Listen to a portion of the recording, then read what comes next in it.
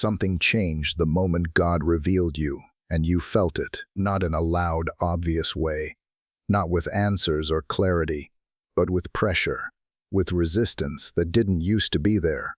Doors that once opened easily suddenly felt heavy. Thoughts that weren't yours began to speak louder than your faith. And deep down, you started asking a question you couldn't fully explain. Why is this happening now? Because it wasn't random. You didn't just step into a new season. You were seen. The moment something in your spirit aligned with what God placed inside you, the atmosphere around you shifted. And while you were still trying to understand it, something else recognized it instantly. The enemy didn't wait for you to be ready. He didn't wait for you to be confident. He moved the moment you became visible in the spirit. That's why the attack feels so targeted, so personal, like it knows exactly where to hit, because it does. But here's the part most people miss. You think this started when things got difficult. It didn't. It started when something inside you woke up, before the confusion, before the pressure, before the resistance. You were marked, not for destruction, but for purpose, and the enemy saw it before you fully believed it. That's why the battle doesn't make sense on the surface. It feels bigger than the situation, deeper than the moment, because it's not about what you're going through. It's about who you're becoming. You weren't attacked because you're weak. You were targeted because you're a threat. And in this message, you're going to finally understand the real reason the enemy came after you. Not the surface-level explanation, not the cliches you've heard before, but the truth the enemy hopes you never realize. Because the moment you do, everything changes. And suddenly, what felt like pressure starts to look like confirmation. Number 1. The enemy saw your identity before you accepted it. The moment God began to reveal who you are, something else recognized it instantly, even before you fully believed it yourself. That's why this feels so strange to you, because part of you is still questioning, still hesitating, still trying to make sense of what God has been showing you. You're still wrestling with doubt, still wondering if you're really capable, still asking yourself if you heard him right. But the enemy isn't confused. He doesn't question what God placed inside you. He doesn't wait for your confidence to grow. He doesn't need your confirmation to know who you are. He saw it the moment heaven marked you. And that's why the attack came early, before you stepped fully into it, before you became bold, before you felt ready. The pressure showed up, not because you were strong yet, but because you were becoming something dangerous to darkness. This is exactly what we see in the life of Gideon. When God called him a mighty warrior, Gideon didn't feel like one. He was hiding, doubting, questioning everything. His identity hadn't caught up to God's declaration, but the calling was already real. And the moment that identity was spoken, everything around him began to shift, because identity is where the battle begins. If the enemy can distort how you see yourself, he can delay everything you're meant to become. If he can keep you stuck in insecurity, fear, or confusion, you'll hesitate in moments where you were supposed to move with authority. So he targets your identity first. That's why the thoughts hit like they do. You're not ready. You're not qualified. You're not who you think you are. Those aren't random thoughts. That's warfare aimed directly at your identity. Because once you truly see yourself the way God sees you, something changes. You stop shrinking, you stop hesitating, you stop asking for permission to walk in what was already given to you. And the enemy knows he can't stop you once that happens. So he tries to stop you before it happens. That's why you felt attacked, before you felt established. Because the enemy saw your identity before you accepted it. Number 2. You carry something that threatens darkness. This was never just about who you are. It's about what you carry. There is something inside you, something placed there by God, that disrupts darkness the moment it's activated. And the enemy doesn't wait until you use it to react. He reacts to the fact that you have it. That's why the resistance feels disproportionate. You look at your life and think, why is this happening to me? I'm just trying to move forward. I'm just trying to grow. But what you call just trying, the enemy sees as a direct threat, because what you carry isn't ordinary. It's not just talent. It's not just personality. It's not just desire. It's purpose, and purpose carries authority. This is what happened with Moses before he ever stood before Pharaoh, before he ever parted the Red Sea, Before he ever led anyone anywhere, there was already a reaction to his existence. A decree was made to destroy Hebrew children. Lives were targeted before their purpose was revealed publicly. Why? Because something in the spirit recognized what Moses would carry, and the enemy tried to stop it before it could ever grow. That same pattern is happening in your life. The attack didn't start because you did something wrong. It started because of what's inside you. Because when you begin to step into what God placed in you, chains break, lies lose power, people around you begin to shift. Light starts to expose things that darkness wants hidden, and the enemy cannot afford that. So he tries to suppress it early. He brings pressure to make you shrink. He brings fear to make you stay silent. He brings distraction to keep you focused on survival instead of purpose. Because if you ever fully walk in what you carry, it won't just change your life. It will impact others. It will shift environments. It will break things that have been holding people for years. And the enemy knows that. That's why the attack feels bigger than you, because it was never just about you. It's about what happens when you finally release what God placed inside you. Number 3, the attack is timed, not random. What you're facing didn't show up by accident. It showed up on schedule. That's why it felt like everything shifted all at once. One moment you were gaining clarity, feeling closer to God, sensing that something was changing, and then suddenly, pressure came from multiple directions. Mentally, emotionally, even spiritually. It felt coordinated, because it was. The enemy doesn't just attack randomly. He studies moments. He watches for transition points. He pays attention to when something is about to move in your life, and he strikes when it matters most. This is why the timing confused you. You thought, why now? Why when I was finally starting to feel stronger?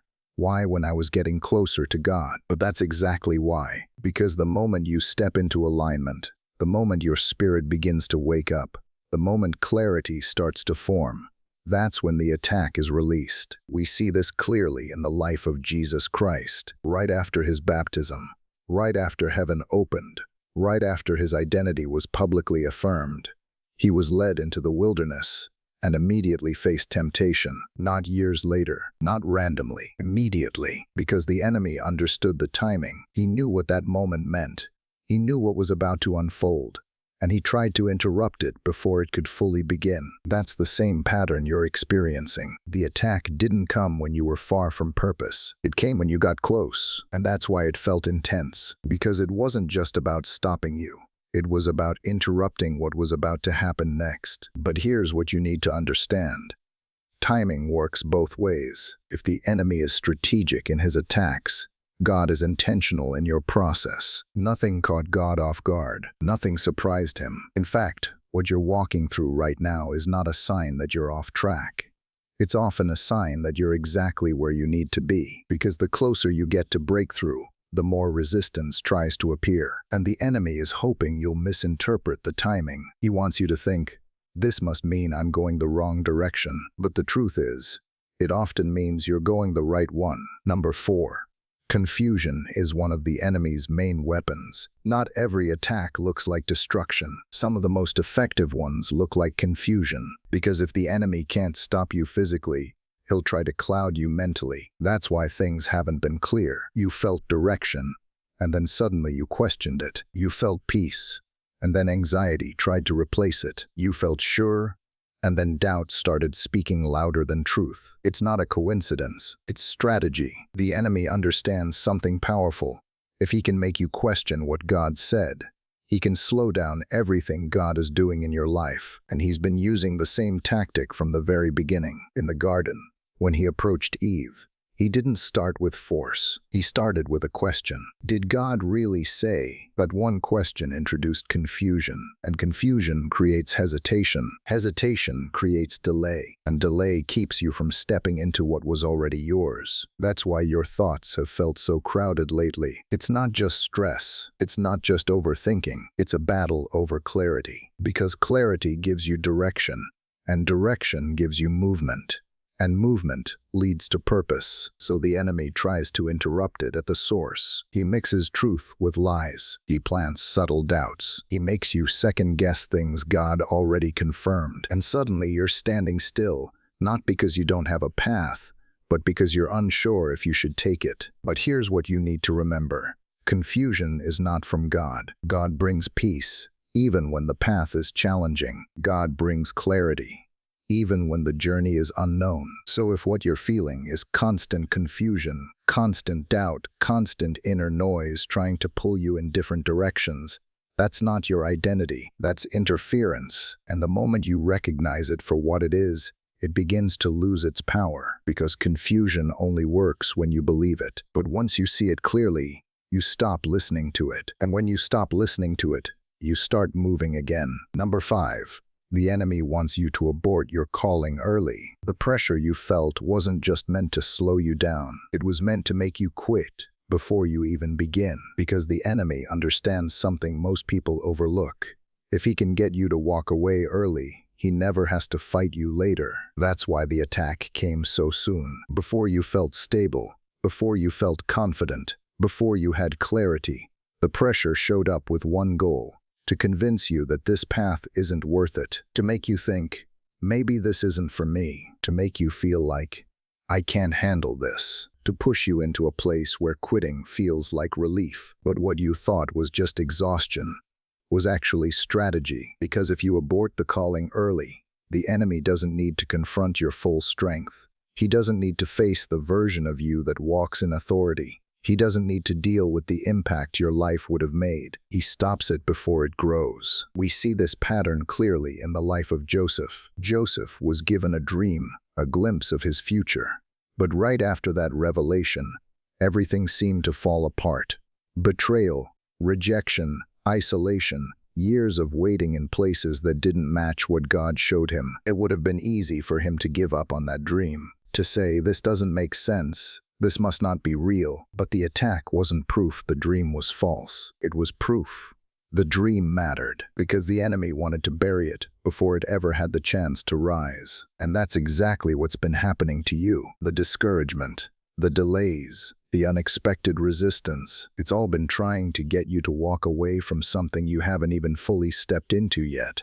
Loathe, because once you do, it becomes much harder to stop. So the pressure comes early to make you abandon something that heaven already approved. But here's the truth the enemy hopes you never realize. If you were meant to fail, he wouldn't need to fight you this hard. The intensity of the attack is revealing the importance of your calling, and what feels like a breaking point is actually a decision point. Will you walk away before it begins, or will you stay, even when it's uncomfortable, and allow God to bring it to life? Number 6, your growth requires resistance. Not every battle in your life is meant to destroy you. Some are designed to build you. And this is where many people misunderstand what they're going through. They assume that if something is difficult, it must be wrong. But in the kingdom, resistance often means development, because strength is not formed in comfort. It formed under pressure. What you're facing right now isn't just opposition, it's preparation.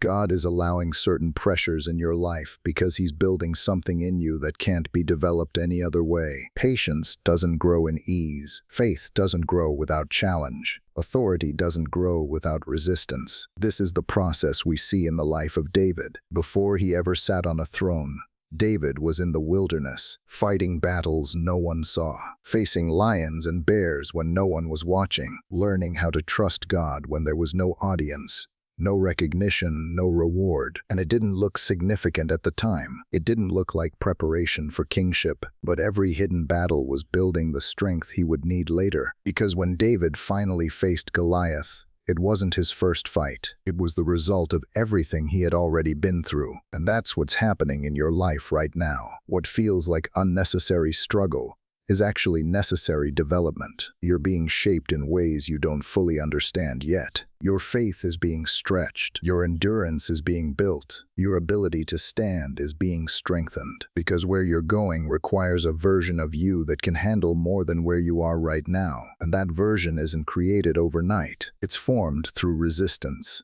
So what you're feeling isn't just attack. It's training, it's preparation, it's God allowing pressure to produce something inside you that will sustain you when you step into what He has prepared for you. And one day, you'll look back at this season and realize you didn't just survive it, you were built by it. Number 7, the closer you get, the stronger the resistance. There's a reason the pressure didn't ease up. There's a reason it felt like just when you thought things would break through, the resistance intensified. Because you're closer than you think. The enemy doesn't waste his strongest attacks on moments that don't matter. He doesn't escalate pressure when nothing significant is about to happen. He increases resistance when you're approaching something that will shift everything. That's why it feels heavier now than before. Because something is about to move. You've come too far. You've grown too much. You've endured things that should have broken you.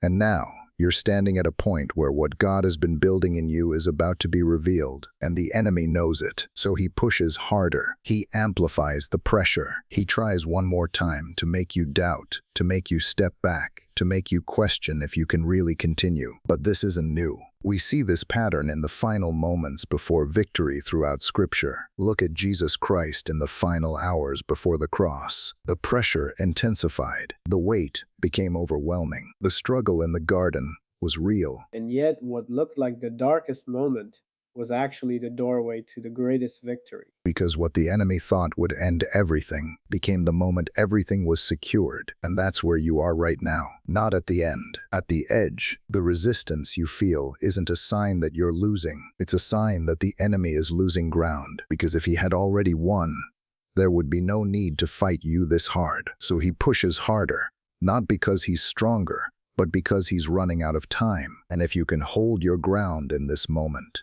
if you can keep moving forward even when it feels heavy, you're going to step into something that makes every battle make sense. This is the final stretch, and the intensity is not meant to stop you. It's revealing how close you really are. Conclusion. Now you understand. This was never random. The pressure, the confusion, the resistance, the timing of it all. It wasn't chaos. It wasn't coincidence. It wasn't because you were weak or because you were doing something wrong. It happened because something in you was seen before you fully understood it, before you fully believed it, before you fully stepped into it. You were marked by God, and the enemy recognized it immediately. That's why he came after your identity. That's why he targeted what you carry. That's why the attack was timed. That's why confusion tried to cloud your mind. That's why pressure tried to make you quit early. That's why resistance has been shaping you. And that's why it intensified as you got closer. Because this has never been about just surviving life. This has been about stepping into something that threatens darkness. And the enemy tried everything he could to stop it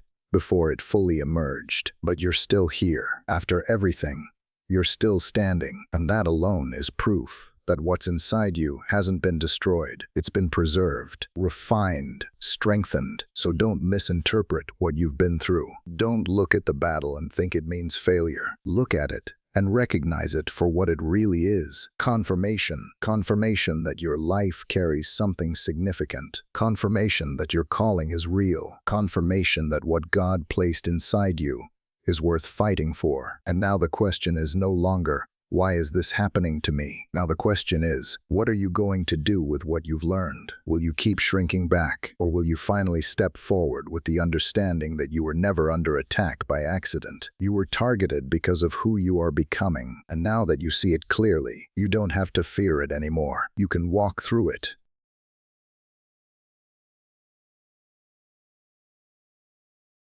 You can stand in it, and you can move forward knowing that what's ahead of you is greater than anything that tried to stop you.